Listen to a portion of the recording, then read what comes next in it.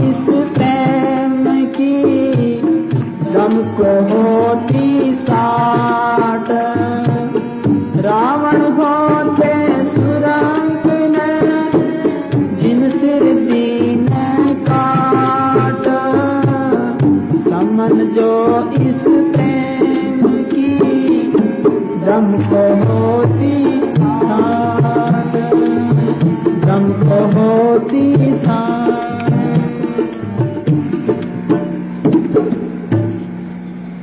कौन पढ़ूगा? रामदास सतगुरु तुरंत है तो मिल जाना तो पढ़ो। हाँ सुनो प्रेम आए है।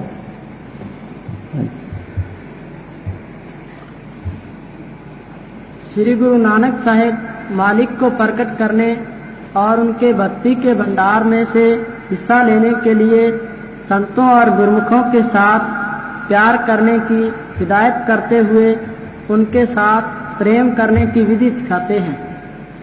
मन रे क्यों छूटे बिन प्यार, गुरमुख अंतर रव रया बख्शे भगत भंडार। आप फरमाते हैं कि जिस तरह कमल को पानी की लहरें धक्के देती हैं, फिर भी वह बड़े प्रेम से खड़ा रहता है, कोई दुख महसूस नहीं करता, इसी तरह प्रेमी अपनी सब चिंता फिकर अकल दलील और अहंकार त्याग कर संतों के हुक्म में खिले माथे प्रेम से सेवा करता है। उसे चाहे कमल के फूल की तरह उनके दरबार में से कितने ही धक्के मिले, हर मुसीबत में उसका कदम आगे ही बढ़ता रहे और दरबार कभी नहीं छोड़े। हर बात में खुश रहे, इसी में अपनी भलाई समझे और इसमें जरा भी अभाव न लाए। जिस तरह कमल को पानी की लहरों का धकेलना जिंदगी देता है, जितने धक्के ज्यादा मिलते हैं उतना ही ज्यादा फलता और फूलता है। इसी तरह प्रेमी को भी संतों के धक्के नया जीवन देते हैं और वह भी भक्ति में फलता और फूलता है। फिर फरमाते हैं कि रे मन ऐसी हर्षों प्रीत कर जैसी जल कमले, लहरी नाल पछाड़िए भी विगसे असले, जल में जी उपाय के बिन जल मरण चिने। फिर फरमाते हैं कि पानी मछली की जिंदगी और जान है। पानी की लहरें जितना ज्यादा उछाल मारती हैं, मछली उतना ही ज्यादा सुख महसूस करती है। उसके शरीर को शांति मिलती है और उसके मन में उल्लास पैदा होता है। जब पल भर के लिए पानी से बाहर निकली तो तड़प कर मर जाती है। एक क्षण भर के लिए भी उसके लिए जीना कठिन हो जाता है। इसी तरह एक प्रेमी की जिंदगी और जान और उनकी साथ संगत की सोबत, जिंदगी और जान संतों और उनकी साथ संगत की सोबत, उनकी सेवा और भजन सिमरन है। जब इस काम में कोई रुकावट पड़ती है तो मछली की तरह बेचैन रहता है और तड़पता है। प्रेमी सतगुरु की याद और उसके संतों की जुदाई एक मिनट भी सहन नहीं कर पाता और व्याकुल हो जाता है। रे मन ऐसी हर्षों प्रीत कर जैसे मछली नीर, जो दिक्त्यों सुख गणों मंथन शांत शरीर, बिंजल कड़ी न जीवई प्रभ जाने अब पीर। फिर फरमाते हैं कि जिस तरह पपीहा अपने प्राण पर कायम रहता है, वह वर्षा का पानी पीता है। दरिया नहरें कुएं तालाब चाहे पानी से भरे पड़े हों, वह प्यासा ही मर जाएगा, परंतु उनका पानी नहीं पिएगा। एक बार कबीर साहब गंगा के किनारे जा रहे थे। क्या देखते हैं कि एक प्यासा पपीहा प्यास से तड़पता आकाश मंडल में उड़ता हुआ पीहू पीहू कर रहा था। किसी बेरहम शिकारी ने उसे अपने तीर का निशाना बनाकर जख्मी कर दिया। एक तो वह पहले ही काफी देर से प्यासा था, जख्मी होने से प्यास और ज्यादा बढ़ गई, जिस कारण वह नीचे गिर गया।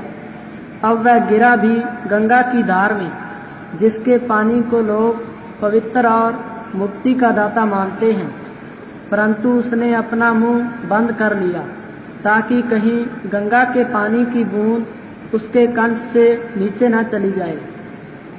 उसकी नजर आसमान की ओर थी, जहां से समाती बूंद के बरसने की उम्मीद लग रही थी, और वो इसी प्रकार मर गया।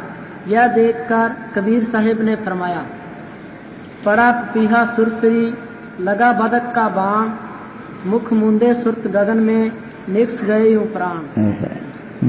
पपीहे का पन देखकर धीरज रहे न रंच, मरते दम जल में पड़ा तो न बोड़ी चंच। इसी तरह मालिक के प्रेमी मालिक के संतों के बिना किसी दूसरे के साथ प्रेम नहीं करते, उनके हुक्म में ही रहते हैं, उनके हुक्म से परे नहीं होते, भजन सिमरन और सेवा नहीं छोड़ते, विषय विकारों में नहीं फंसते। हुक्म से परे हो जाने से वे मर जाना अच्छा समझते हैं। वो किसी गले नहीं कटवाते, बस हुक्म ये मान कई ये करते हैं, हमें हुक्म मानो भाई, गला काटो चाहे, वो गले नहीं कटवाते। हाँ हाँ जी, तन मन का प्यार छुड़ाते हैं, विषय विकार छुड़ाते हैं। हाँ हमें पपीहे से बढ़कर सतगुरु और उनके संतों से प्यार होना चाहिए, परंतु यह सब कुछ पिछले संस्कारों के परिणाम पर निर्भर है। जितना जितना कोई संतों के साथ प्रेम करता है और उनकी आज्ञा में रहता है, उतना ही फल प्राप्त कर लेता है। रे मन ऐसी हर्षों प्रीत कर, जैसी चात्रक में, सर्व फल हरियावले, एक बूंद न पवई के, कर्म मिलै सो पाइयै, किरत पाया सिर दे। फिर फरमाते हैं कि यदि मालिक की प्राप्ति करनी है तो संतों के साथ ऐसा प्रेम का जैसा पानी का दूध के साथ होता है। जब दूध को गर्म किया जाता है तो पानी खुद जल जाता है, परंतु दूध को नहीं जलने देता। जब तक पानी की एक भी बूंद बाकी रहती है, दूध को नुकसान नहीं होने देता। भाव यह है कि संतों के वचनों से परे ना होवे, चाहे स्वयं कितना भी कष्ट क्यों ना उठाए, जान चली जावे, परंतु हुक्म से परे ना होवे।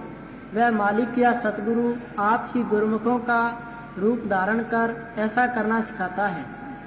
आपे वंतिन शब्द है प्यारा, आपे गुरुमुख जापे। सतगुरु शिष्य की चिंता अपने मन में रखता है, वह हर प्रकार से उसकी भलाई सोचता है। उसने आप ही जीवों को फंसाया है और आप ही गुरुमुखों का रूप धार कर निकालने का प्रबंध करता है। यदि वह किसी समय शिष्य को झिड़कता है, तब भी उसके मन में शिष्य के लिए प्यार होता है। बाहर से गुरुमुखों के वचन चाहे कितने ही कठोर और उलट पुलट क्यों न हो, परंतु वे प्यार और मिठास से भरे हुए होते हैं। जो शिष्य उन पर चलता है, उसे बाद में उसकी रमज का पता लगता है। इसीलिए कहा है, जे गुर चिड़के ता मीठा लागे। सिक्खी में गुरुमुखों का हुक्म मानना ही शिष्य का परम धर्म है। गुर सिक्खी दा कर में गुर फरमाए गुर सिख करना। सो सिख सखा बंधत है पाई, जे गुर के पाने बिचावे। रे मन ऐसी हर्षों प्रीत कर, जैसी जल दूध होए। आवटन आपे खवै, दूध को खबर न दे। आपे मेल बिछुन्या, सच वड्याई दे। फिर फरमाते हैं कि जिस तरह चकवी सूरज को लोचती है और सारी रात नींद नहीं करती और इस इंतजार में रहती है कि कब दिन चढ़े, कब उसका मिलाप चकवे से हो। ये तीन की बात है, सुनो। सूरज चढ़ने में चाहे कितनी देर ही क्यों ना हो, परंतु वह हर समय नजदीक ही समझती है कि अब दिन चढ़ा, अब चढ़ा। इसी तरह गुरमुख प्रेमी सतगुरु की इंतजार में रहता है कि अभी दर्शन मिले, अभी मिले। सतगुरु को हाजिर नाजिर समझता है। उसकी सेवा और भजन बंदगी में लगा रहता है। क्या पता कब मेहर कर देवे, परंतु मनमुखों को इस बात की समझ नहीं होती। गुरमुख हर समय चकवी की तरह सतगुरु की मेहर का इंतजार करते रहते हैं। लगा रहे। हाँ। रे मन ऐसी हर्षों प्रीत कर जैसी चकवी सूर, खिनपल नींद न सोवई जाने दूर हजूर, मनमुख सोजी ना पवै गुरमुख सदा हजूर। फिर फरमाते हैं कि संतों के साथ ऐसी प्रीत करना ही गुरमत है, तब ही मालिक की प्राप्ति हो सकती है तथा सच्चा सुख प्राप्त हो सकता है। जो मनमुख हैं वे अक्लों और चतुराइयों से ढूंढते हैं, इस रास्ते पर अकल काम नहीं करती। सहज सियाणपा लख होए ताइक न चले नाल, मनमुख गणत गणावती करता करे सो होए, ताकि किंत ना पवै जे लोचा सब कोय।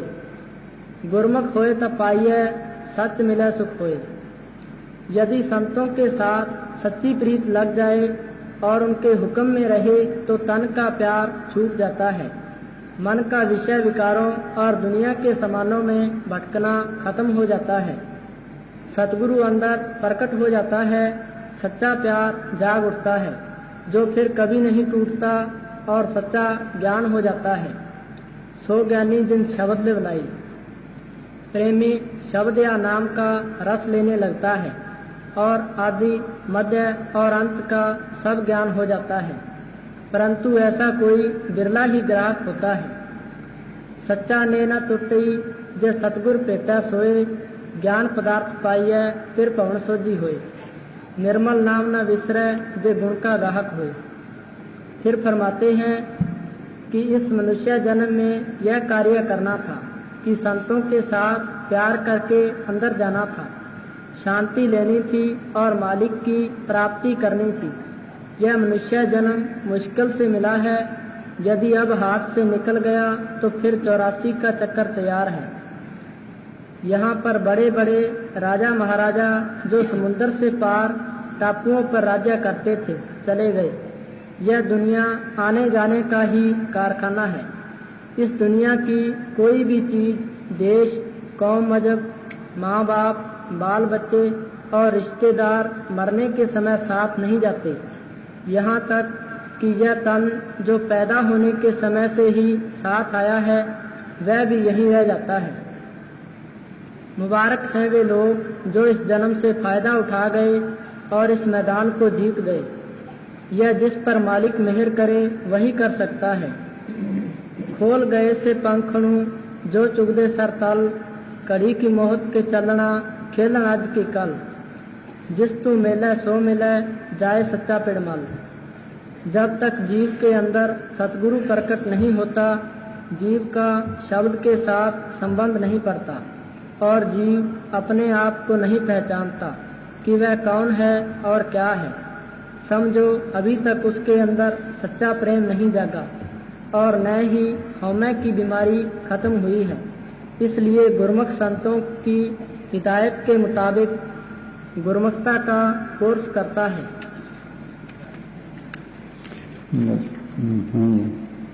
अपने आप को पहचानने की कोशिश करता है, उसके बिना वह किसी और की तरफ ध्यान नहीं देता। जब तक हम अपने आप को नहीं पहचानते, मालिक को कैसे पहचान सकते हैं और हमारे भरम कैसे मिट सकते हैं।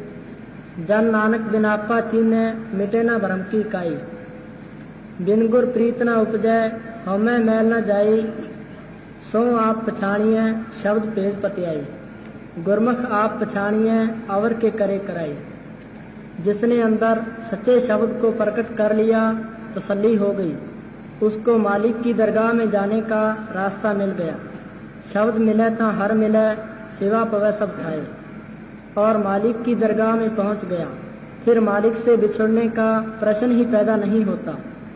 जो मनमुख हैं भाव मन के कहने पर चलते हैं और मनमुखता नहीं छोड़ते, वे बाहर ही धक्के खाते फिरते हैं और 84 के चक्कर में से